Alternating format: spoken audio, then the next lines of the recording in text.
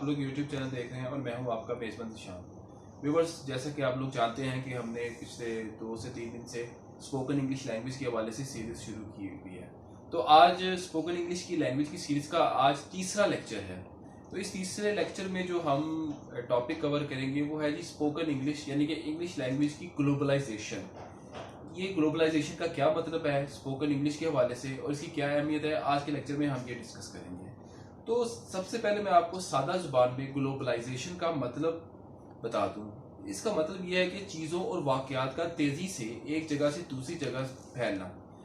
अगर आप simple word में एक लफ्ज़ी तर्जुमा मुझसे पूछते हैं ग्लोबलाइजेशन का, तो उसका मतलब है आलमगीरियत, यानी कि इंटरनेशनलाइजेशन।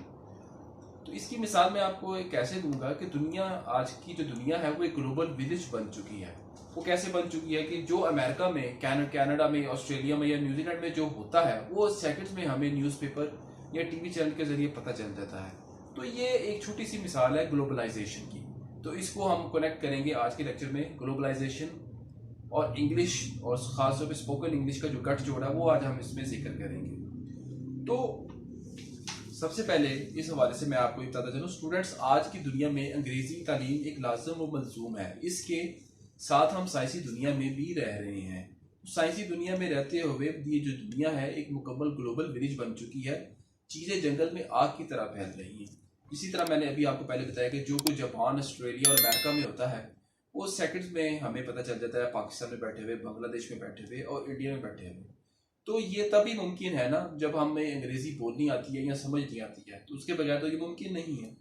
तो आजकल के दौर में मैं ज़ाती तौर पर समझता हूँ कि अंग्रेजी बोलना, समझना और सीखना बहुत ज़रूरी हो चुका है।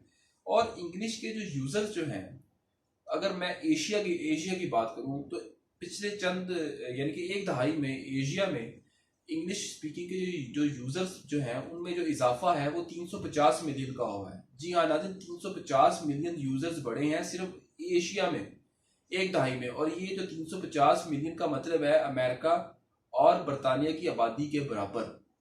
तो इतनी जो है ये ग्लोबलाइजेशन हो चुकी है इंग्लिश की। और इसके साथ साथ जो चाइनीज़ लोग हैं, खासतौर पर चाइनीज़ स्टूडेंट्स जो हैं, वो भी अंग्रेजी की तरफ जो है बड़ी तेज़ी से, यानी कि सीखने के प्रोसेस में जो है और अंग्रेजी बोलने के प्रोसेस में जो है वो आ रहे हैं। तो स्टूडेंट्स, इस हवाले से मैं आपको बताता चलूँ कि जब आप लोग हायर स्टडीज़ के लिए मुल्क से बाहर जाना चाहते हैं तो आपके लिए बेसिक इंग्लिश का आना निहायत ही ज़रूरी है। अगर आप बेसिक इंग्लिश नहीं बोल पाएंगे तो आपके लिए कॉलेज या यूनिवर्सिटी में सर्वाइव करना बहुत ही मुश्किल हो जाएगा, तकरीबन नामुमकिन हो जाएगा।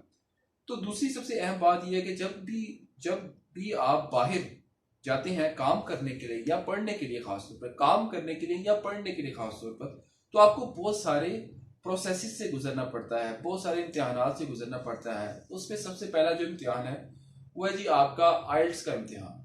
सबसे पहले मैं बताता चलूँ, IELTS stands for international English language testing system. There is no pass and fail system in IELTS, यानी कि IELTS में पास या फेल सिस्टम नहीं होता। आपको एक स्पेसिफिक बैंड स्कोर करना होता है, अचीव करना होता है। अगर आप स्पेसिफिकली यूके या ऑस्ट्रेलिया की यूनिवर्सिटीज़ के हवाले से बात करें तो पोस्ट ग्रेजुएट कोर्स के लिए आपको 6.5 to 7 बैंड तक आपकी IELTS की रिक्वायरमेंट है यूनिवर्सिटी के लिए, यूके के लिए भी और ऑस्ट्रेलिया के लिए भी। अगर आप अंडर ग्रेजुएट कोर्स की बात करें तो आपको 5.5 से 6 to 6.5 की IELTS की रिक्वायरमेंट है। इसी तरह अगर आप कॉलेजेस की बात करें तो कॉलेज लेवल पर थोड़ा सा कम IELTS रिक्वायर्ड होता है। आप समझ लें कि 4.5 से लेकर 5.5 बैंड तक जो है आपको IELTS चाहिए होता है। तो IELTS आपके लिए करना तब ही मुमकिन होगा जब आपको स्पीकिंग इंग्लिश आती होगी, थोड़ा बहुत speaking, listening, reading and writing का आपको नो हाउ होगी। तो ये चीज़ें भी स्पोकन इंग्लिश के करने के हवाले से और IELTS के हवाले से बहुत ही ज़रूरी हैं। तो नाज़रीन, इसमें मैं आपको बताता चलूँ, इसके बाद जो प्रोसेस आता है, अगर जब आप बाहर जाना हो आपने तो IELTS करना पड़ता है, फिर उसके बाद आपको वीज़ा इंटरव्यू देना पड़ता है। तो जो वीज़ा इंटरव्यू है उसमें जो वीज़ा ऑफिसर जो होता है, एंट्री क्लियरेंस ऑफिसर, वो आपको बड़ा कंफ्यूज करता है, तंग करता है। वो आपके इंग्लिश के लेवल को चेक करता है, वो आपसे तरह तरह के अजीब अजीब से सवालात पूछता है, जिससे वो उसकी ये कोशिश होती है कि वो आपको ज़्यादा से ज़्यादा बुलवाए। और जब आप जितना ज़्यादा बोलेंगे उसी से वो आपकी इंग्लिश स्पोकन इंग्लिश लैंग्वेज की एबिलिटी चेक करेगा। तो इसी वजह से स्पोकन इंग्लिश का जो आना है वो बहुत ज़रूरी है। Well, this is it from today's episode. आज का लेक्चर जो तीसरा लेक्चर है वो अपने इख्तिताम पर पहुंचा।